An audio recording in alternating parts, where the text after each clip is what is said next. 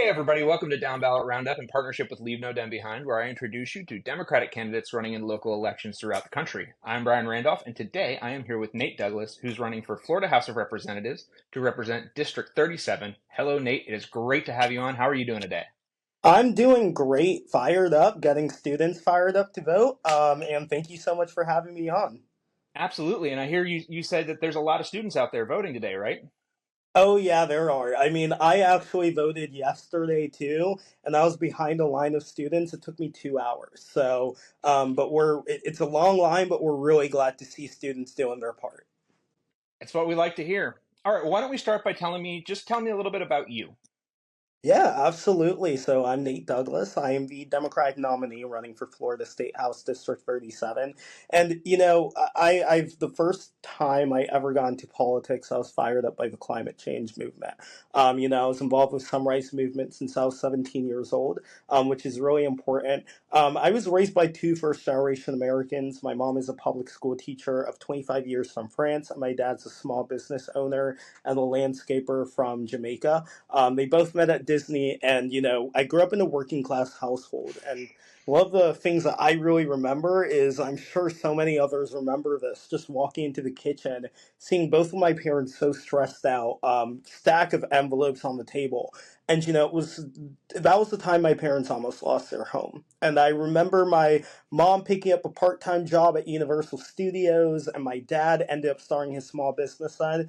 He could still barely make ends meet. One of the things that really brought me into politics is that as well, protecting our working families, like my own, because the Great Recession, we're seeing the same exact patterns right now. We're seeing the state government that is valuing corporations over people and a market that's valuing profit over people as well. So it's really important that we change that, and that's why I'm here. Excellent. All right, and can you tell me a little bit about District 37? Yeah, absolutely. So District 37 covers the east part of Orlando. So I have everywhere coming from East Winter Park going down to the county line between Brevard County and Orange County. University of Central Florida, which is one of the largest universities in the nation, is right at the heart of the district. And I have parts of Seminole County as well, which is law suburbia. So we have, cities called Oviedo, Chiliota, and parts of Geneva in the district as well. So it's a very diverse district. And it's also, fun fact, one of the youngest districts in Florida with a median age of under 29 years old. All right. So I want to ask you, like, what issues are kind of popping up when you talk to people in District 37? But we all are hearing kind of about Florida as being sort of ground zero for the culture war. So I'd sort of like to hear on that too. But generally, what issues are and aren't resonating with people in District 37? Yeah, so thank you so much for bringing up the culture wars part because the issues that I'm really focused on when it comes to the campaign trail is housing costs. Right now we have the highest homeowners insurance costs in the country, an average of about $6,000 compared to $1,800 nationwide. And right now it's rising at a really fast pace as well. So that's something impacting our homeowners and our renters as well. And in the state legislature, the person I'm running against voted for a $1 billion bailout for large insurance companies and also voted against the homeowners' rights to hold their insurance companies accountable. And these are things that so many folks in the district are upset about. They're saying, my homeowners' insurance costs are really high, my rent costs are really high. And then on top of that, other issues I'm focused on is, abortion as well, making sure that women have the access to safe abortion access.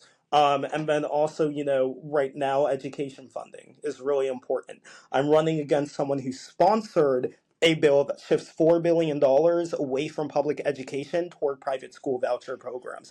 And all of these issues that I'm talking about, they are part of those culture war issues. And the reason why I say that right now, while my opponent and Governor DeSantis are out there accusing teachers like my mother and me as a former educator of indoctrinating students, they're taking money out of our public education and they're distracting folks. They're distracting folks from the fact that, all of the issues they're talking about are not real issues that are happening.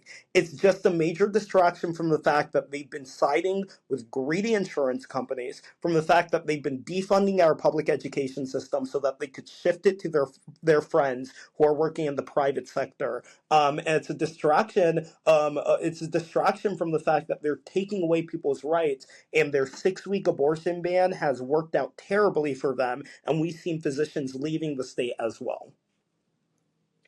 How, so first of all, how do you think that people locally are responding to their message as well as to yours? And also, just as a side note, the fact that you do have such a young population, is that factoring into that question?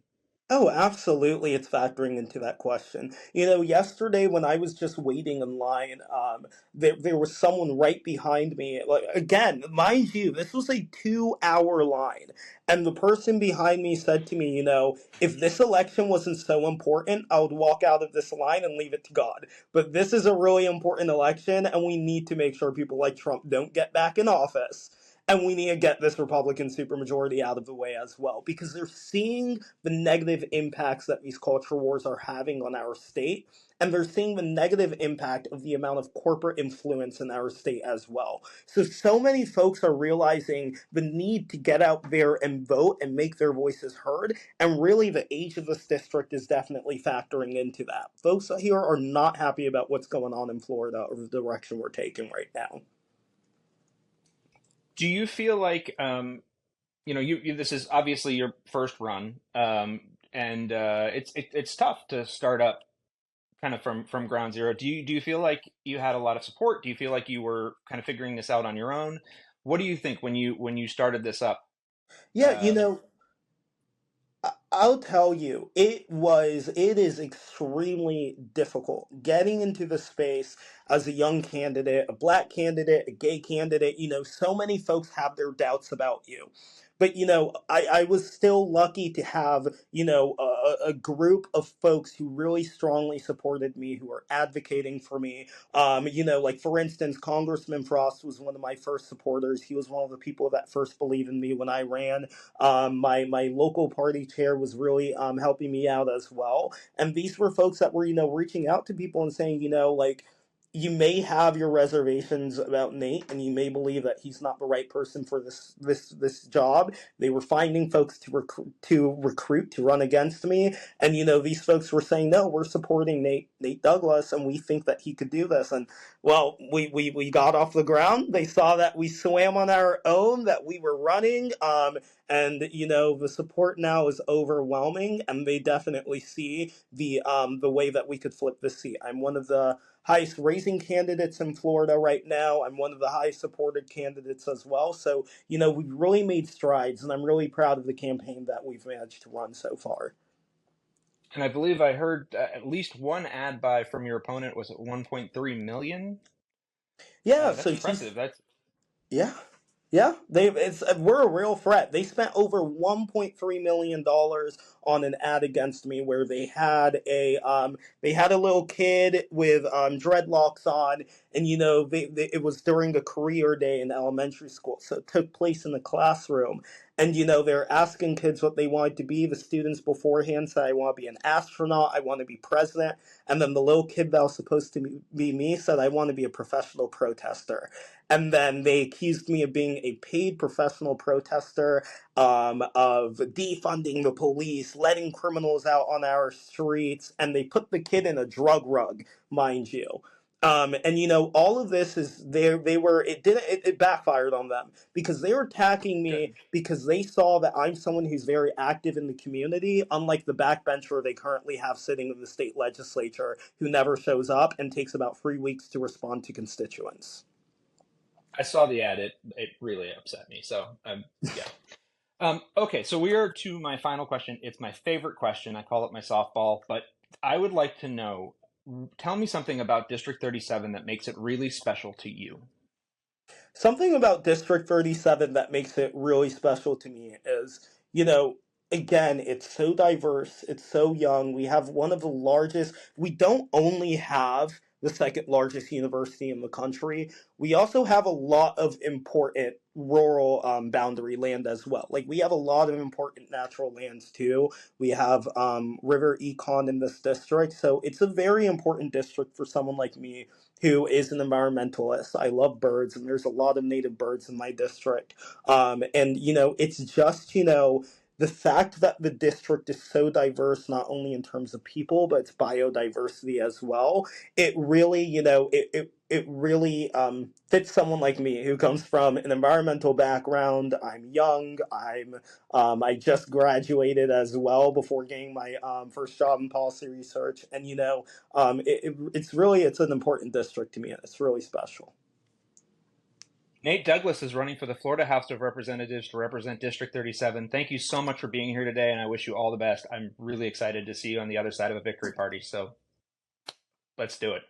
Thank you so much. We're gonna kick ass. Excellent.